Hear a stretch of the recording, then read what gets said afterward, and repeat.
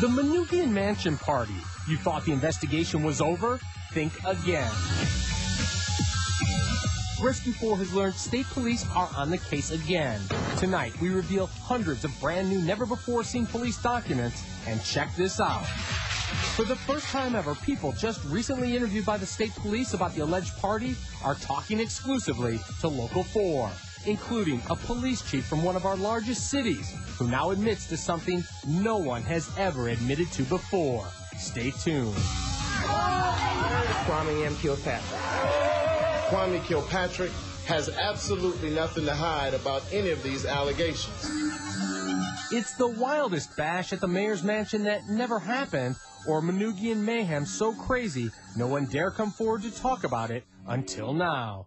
A lot of people in my position knew that some unusual event took place or allegedly took place, and I'm not the only one that knows that. I just happened to be there when the situation was allegedly going down at the hospital. Tonight, you'll hear their whole story, plus a confrontation with the state attorney general, who's accused of blocking state police from getting to the truth.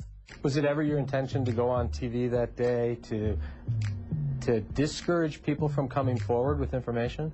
Rescue 4 is the first news organization to dig through hundreds of new official statements given to the state police. Take a look.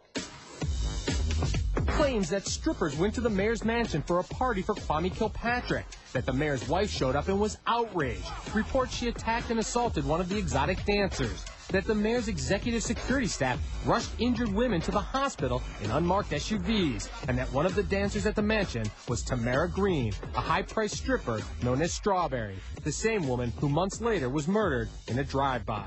Police now describe that as a hit.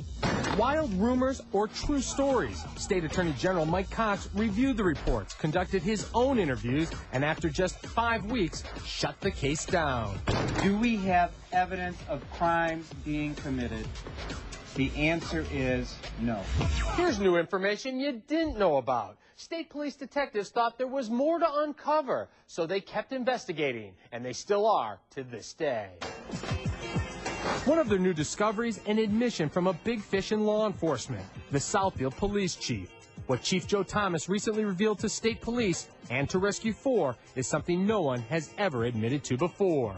The chief says, on the record, he was invited to the alleged Manukian party. He said, hey, we're going to have a little surprise for the mayor, whoever that mayor is. And he said, would you like to attend? No one has ever officially admitted to being invited. Chief Thomas says in state police reports and to Local 4, he refused the invitation because he had a pretty good idea what such a party was going to be like. Anytime that people mention things to you and you listen to what they say, and you also watch their body language, your body language will say an awful lot to you. And it gave me reason to believe that whatever was going to transpire, that perhaps that I should not be a part of it. So who invited the Southfield chief? In the official Michigan State Police report, Thomas claims he doesn't remember. He told Rescue 4 he thinks it was a Detroit police officer who was a student in the course he taught. I don't keep track of things that I do not do. Many people ask me things in my walk of life. I travel all over the country and all over the state. And if I were to try to catalog all those people, and I think it would be just a massive, massive operation. Chief Thomas was not in Detroit that night, but another man who was recently shared what he witnessed with state police. He agreed to talk, but asked us to conceal his identity because he's afraid of retaliation by his bosses. I've been interviewed by the state police, and I've been interviewed by you, so it's not over. He's an ambulance driver who was working the night shift the evening of the alleged party. In this recent state police interview, he says when he arrived at Detroit Receiving Hospital, he spotted a big crowd causing a commotion. He described seeing what he called well-dressed, pimped-out individuals with earpieces. He has no way to know for certain, but says he suspects they were members of the mayor's security staff.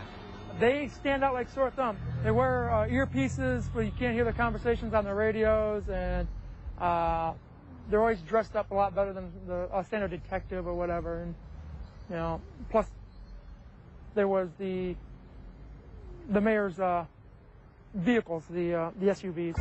As you can see through the doors of Detroit Receiving, there's a large crowd, a lot of pushing and shoving, a lot of hustling in the private rooms. He says he suspected something serious was going down. A coworker told him what he overheard in the hallways of the hospital. Khalida just The quote was, "Beat some down." That's the quote. I said, "Who's that? You don't know the mayor's wife?" He tells police and now Rescue 4 he has no way to know if the story is true. But what happened next, he says, he witnessed firsthand. His supervisor showing up at the hospital, demanding all EMS employees leave immediately. It's something he's never seen happen before or since. He shuffled out about seven units, making sure we all left the hospital. It seemed like they didn't want a lot of people around. Well, quite obvious they didn't want a lot of people around. If there was nothing to hide, why force all EMS employees out immediately? State police have at least a dozen other people they still want to question, but say powerful people are interfering. If nothing happened that night, why is it so hard for state police to question potential witnesses? Take a look. This state police document says the city law department ordered every Detroit employee and officer not to talk to any investigator about the alleged party unless they're subpoenaed. Did you know this? When state police detectives went to the AG looking for subpoenas, the AG said no. 911 records, hospital records, and interviews with employees all denied. Detectives say it stopped the case cold.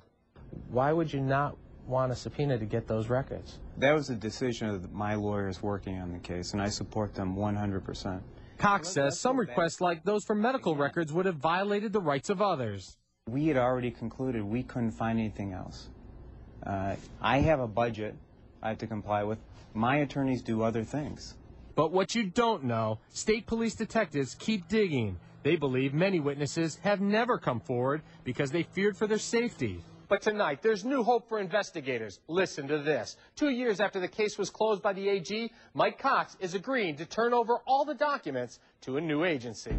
If for some reason they think, our heart wasn't in it, go to the Wayne County prosecutor. He tells me he will turn over every single document and tip to the Wayne County prosecutor, who has the power to issue subpoenas, which means potential witnesses who may have been forced to stay quiet will now be able to finally talk. Have you purged any of these records, or would you have all of the records still intact to turn over? All the transcripts that were taken under oath, we would turn over to Kim Worthy tomorrow if she asked for it.